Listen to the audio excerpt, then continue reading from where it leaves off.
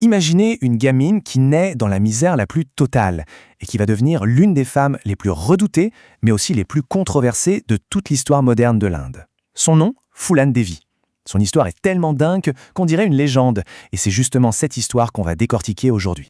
Bon, pour bien piger le personnage de Phulan Devi, il faut tout de suite comprendre le paradoxe qui est au cœur de sa vie. D'un côté, pour certains, c'est une criminelle impitoyable, une tueuse, point.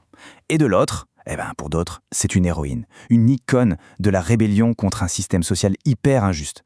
Alors la question c'est, comment est-ce possible ? Comment une seule et même personne peut être vue de deux manières aussi radicalement opposées ? C'est ça le nœud du problème. Et pour essayer de comprendre, il n'y a pas le choix. Il faut retourner en arrière, tout au début, à son enfance. C'est là que tout a commencé en fait. On est en 1963 dans un petit village de l'Uttar Pradesh. C'est là que naît Phulan, dans une famille de la caste des Mallas, une caste jugée inférieure. Et là-bas, à cette époque, le système de caste, c'est tout.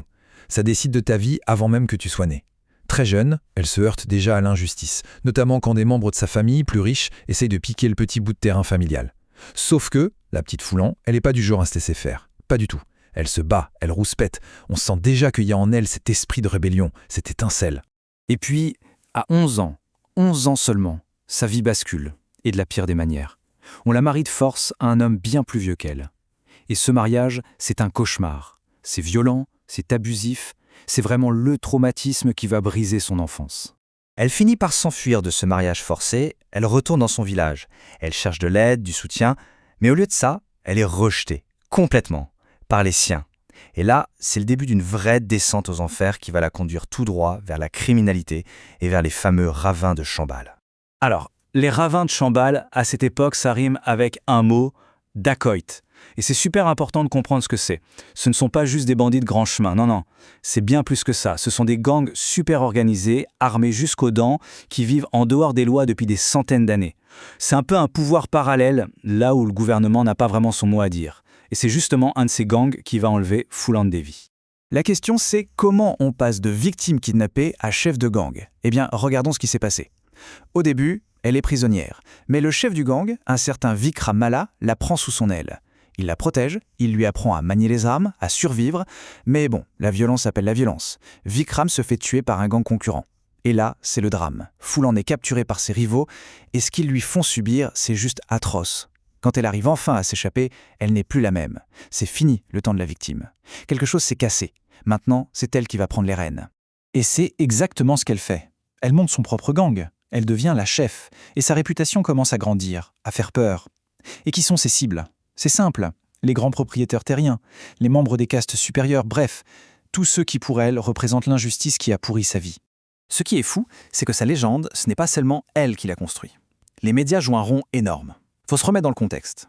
L'Inde est en train de changer, et cette histoire d'une femme de basse caste qui se venge des puissants, c'est du pain béni pour les journaux. Ils s'emparent du truc, la transformant en mythe vivant. Une sorte de Robin des Bois en sari, si on veut. Et c'est là que le surnom va naître. La reine des bandits. Un nom qui ne la quittera plus jamais. Et puis vient 1981, l'année du basculement.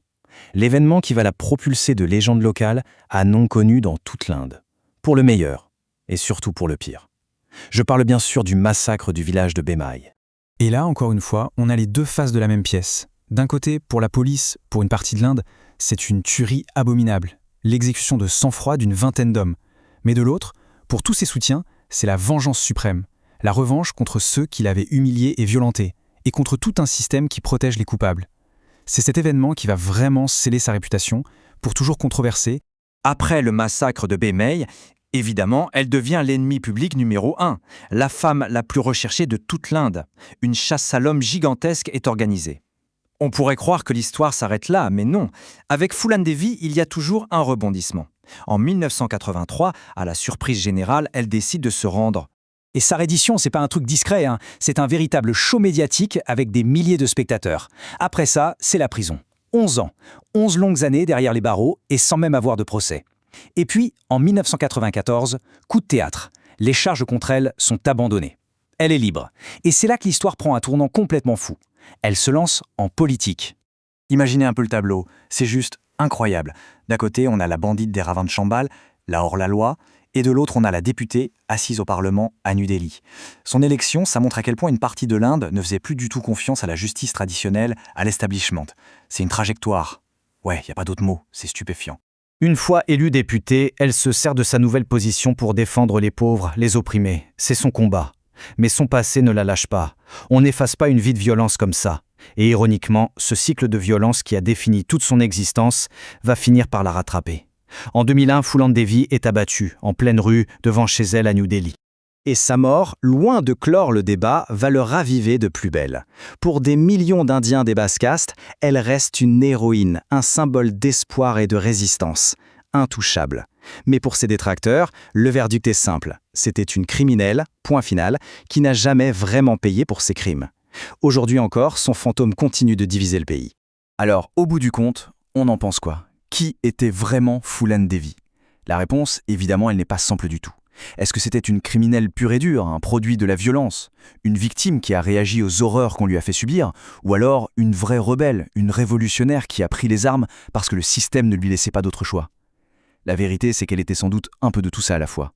Son histoire, elle est tellement incroyable qu'elle nous force à nous poser des questions sur ce qui est bien, ce qui est mal. Et surtout, elle nous laisse avec cette question en suspens.